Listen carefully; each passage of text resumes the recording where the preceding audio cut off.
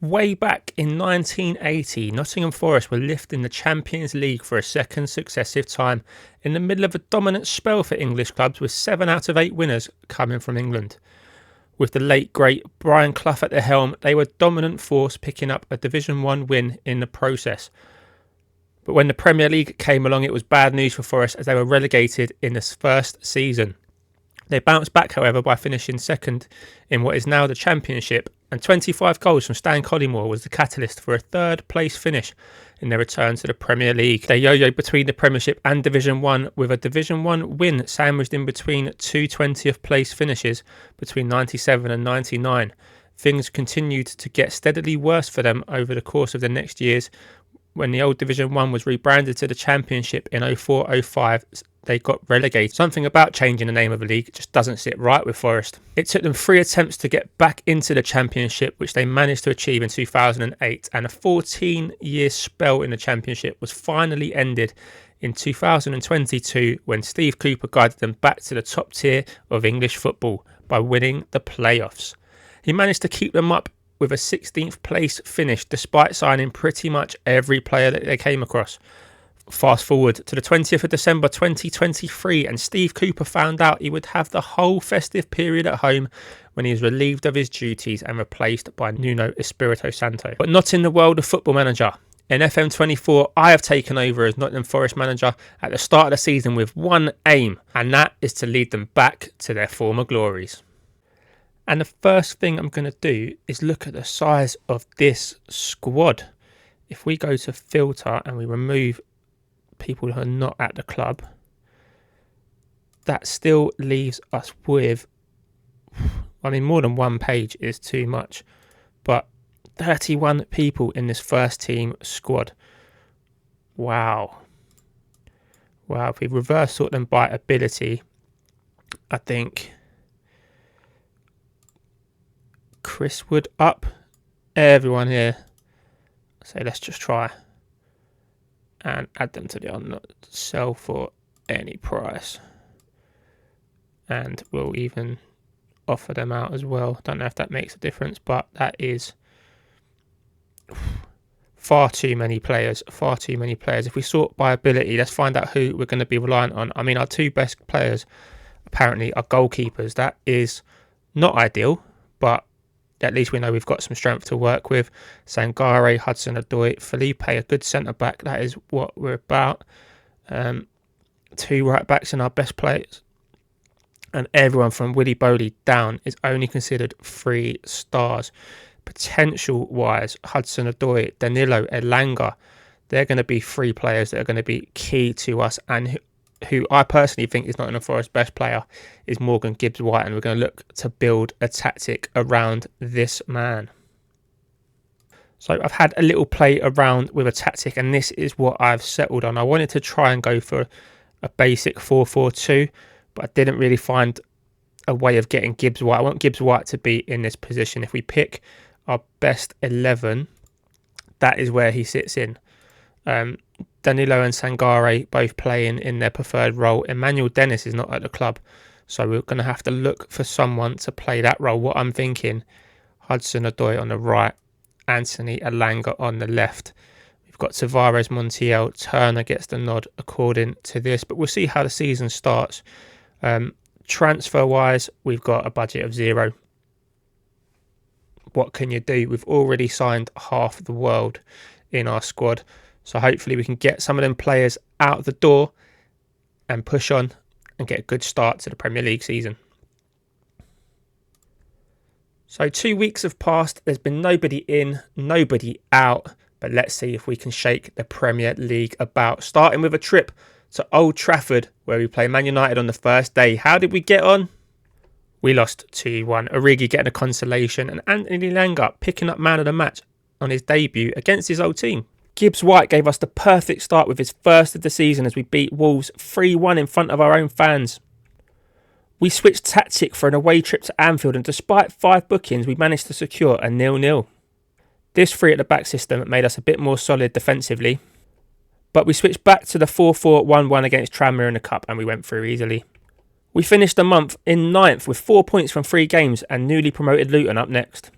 a game in which we won 3-1. The three at the back was anything but solid against Arsenal, but there's no shame in getting beat at the Emirates, especially when you follow it up by battering relegation rivals Burnley 7-1, helped by not one but two Burnley own goals, which meant we would finish September up in the European spots, and a bonus 3-0 win against Sutton put us through in the Cup. October looked like a tough month though, with Chelsea, Spurs and Man City all to play. The three at the back system worked a treat at the bridge as we came from behind to shock Chelsea, then Elanga scored a worldie to beat Everton 1-0. I stuck to the 4-4-1-1 against Spurs and we battered them. Against City though, Origi missed a penalty before scoring an own goal, so I replaced him straight away with Iwanyi, an inspired move as he scored our third as we ran out 5-1 winners. It was in the EFL Cup and against City reserves, but I'll take it. I'll also take us being in second place in the league heading into November. Thank you very much. A November that does include a league game against City along with a trip to St James's Park, which means we really needed to beat West Ham at the start of the month, which we did comfortably, Elanga dropping a 9.4 and this screamer in a 4-1 rout. City up next, and the three at the back was enough to keep Erling Haaland and co out. It didn't work so great against Newcastle though, they humped us, which meant we dropped to 5th, 1 point behind Newcastle, but let's face it, that's still amazing for us. Christmas came early in the form of an extra £20 million transfer budget, and it was back to winning ways with a 2-0 win against Brentford. Another 2-0 win against Sheffield United. Divock Origi then netted a hat-trick in a sensational 4-0 rout at home to Bournemouth. And we were promised a 5-star youth intake by Craig Mulholland. Ola Aina was the hero a week before Christmas with a 94th minute winner. And we were on fire in December with a 3-0 home win against Palace, which meant we would be top at Christmas. And you know what that means? It means we're better than Fulham as we thrashed them 5-1. The perfect month was completed by another rout, this time 5-0 to secure a double over Wolves. Matt Turner was named North American Goalkeeper of the Year, and Iwanyi was attracting some interest from Saudi. We headed into the new year top of the league, albeit City had 2 games in hand, and their rivals United couldn't break us down in the first half as we held them to a 0-0. They did eventually go on to win 2-1 though. An unlikely goal scorer against West Ham put us through in the Cup, but Newcastle wanted Gibbs White and a promise to sell him if they offered $62 million. Liverpool then signed Marcus Edwards from Sporting, but he couldn't stop us from racing into a 2-0 lead against them. Szoboszlai did get one back, but with Salah at the AFCON, we managed to hold on. We then dumped Sheffield United out of the FA Cup and piled more misery on bottom place Luton to finish January in very high spirits. Arsenal and Chelsea were both due at the City Ground in February, and we had revenge on our minds against Arsenal, and I couldn't believe Montiel got a second yellow card for this.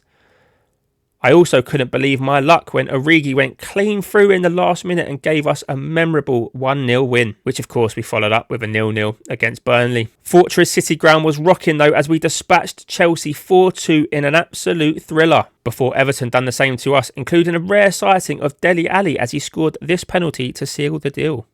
It was our biggest rivals derby up in the Cup, and we secured our place in folklore by battering them 4-0. Absolute scenes. We took an early lead against Brighton before giving them 2 penalties in 2 minutes, both of which dispatched by Milner, and then Ansu Fati scored the 6th of the game as it finished 3-3. The worst game of the season managed to finish 2-1 to Spurs. I'm not quite sure how, to be honest. We needed to pick ourselves up off the ground for a quarter-final against Everton, which we did, and we won 2-0. It was time to find out our semi-final opponents, and when Aston Villa was drawn as Liverpool's opponents, we knew we had top of the league Man City to deal with. We then had to play West Ham in the league with Matt Turner on international duty and several key players knackered, which showed, and we went down 2-0, which meant heading into the international break, we were second in the league, albeit only 5 points clear of Villa in 6th, and most in between us having a game in hand. The 5-star youth intake turned out to only be 2.5 stars, with Cormac Patton being the star graduate. It was then a trip to the Etihad where we were undone by 2 headers, would you believe? But Arsenal were unable to capitalise and we ended up 4 points clear of them at the end of March. Some winnable games in April, but fatigue and injuries were starting to occur. Gavi won the next gen, and Luton turned to Big Sam to try and keep them up. We dispatched Sheffield United 3-1, and Divock Origi was the hero against the Magpies. Joe Worrell and Ola Aina picked up injuries which ruled them out against Brentford, but we didn't need them, we won 4-1. The semi-final was up next in City, and we got beat by another City header. So much for tiki-taka. Richie Larrier left us to join Nashville for $3.5 million. And United won the Manchester derby as we prepared for a trip to Bournemouth, and a game where we nearly threw away a 3-goal lead. Arsenal beat Everton, but Spurs done us a favour by beating Liverpool, but it was Villa who I was worried about as they sat 4 points behind us with a game in hand. And they were up next. 3 games to go and the race for top 4 couldn't be closer. Villa were our last home game before trips to Palace and Fulham, who had just relegated Sheffield United and Luton. As we prepared to take on Villa, the North London derby was also taking place. And when Iwonyi put us 1-0 up in the first minute, I was in dreamland. Before we conceded another 2 headers from identical corner routines to give Villa a massive win. Could Spurs do us a favour? They could. Quick-fire goals from Kulusevski and Van der Ven gave them bragging rights in North London. Survival was at stake for Palace as they hosted us, and Gibbs White decided he would gift them an opener for Mateta. Before Decore escaped a prison sentence for GBH on Danilo, luckily for us the ball fell to Gibbs White, who made amends and equalised, before Iwonyi sealed the deal and all but relegated Palace. A big Super Sunday saw Arsenal host City, and every single result went against us, barring Arsenal, who couldn't catch us anyway. Villa then humped Newcastle in their game in hand, which meant going into the last day of the season it was all to play for. We sit 4th, and with us, Man United, Villa and Liverpool all away from home on the last day, anything could happen. We went into it without Ola Aina and Origi, so our hopes rested on Taiwo Iwonyi. If Liverpool didn't win at Bournemouth, we were guaranteed top 4, and that is where the first goal came from. Unfortunately for us, it was Luis Diaz who put them 1-0 up. Diogo Jota then made it 2 in no time. Mo Salah then had the chance to make it 3, but saw his penalty saved. Elsewhere at Molineux, Ollie Watkins raced onto the ball and put Villa 1-0 up. And at Palace, Christian Eriksen gave United the lead. Diaz then got his second to put Liverpool 3 goals to the good, whilst there wasn't even a highlight in our game against Fulham, despite us having 9 shots. At half-time, the table looked like this, with us falling into 5th. We desperately needed a goal. And there was one at the Vitality as Dango got one back for Bournemouth. A goal did come, but it was at Molineux and it was in the form of a Douglas Luiz penalty to put Villa 2 clear. The deadlock was finally broken at Craven Cottage, but it was Alex Iwobi who scored to break our hearts. Craig Dawson got a last-minute consolation for Wolves, and despite putting January signing Harry Maguire on as a target man, we couldn't get the 2 goals needed to overturn the other results. Crystal Palace were relegated, but the story of the season has to be Nottingham Forest, who finished 5th and took a Europa League place. A disappointing end to a promising season, but we have to take that. 30 million in prize money came in as I anxiously awaited for next season's budgets. And looking at our squad, there's several positions we need to worry about. Nuno Tavares has been amazing for us with 16 assists, but he'll be on his way back to Arsenal unless we can stump up 12 million to make the deal permanent. I hope we can. Origi, joint top goal scorer for us, 16 in the league, 18 in all competitions. He's off back to Milan, 3.9 million, but only 3-star ability. I'm sure there's someone better out there for us. And our other fullback, Gonzalo Montiel, 8.6 million seems quite reasonable, but also 3 stars. So we're going to have to do some digging and try and find out if we want to make these permanent before the loan ends, or if there's better options out there. And the budgets are in. The scouting budget is what it is, but the transfer budget is £46 million. But nothing in the wage budget. So we're going to need to be shrewd. We're going to need to make some smart signings and hopefully push on, because we've got European football next season and I'm looking to push forward. And if you want to see us do just that, stay tuned to the channel for part 2 of this rebuild of Nottingham Forest. Like and subscribe if you're new. I'll see you soon.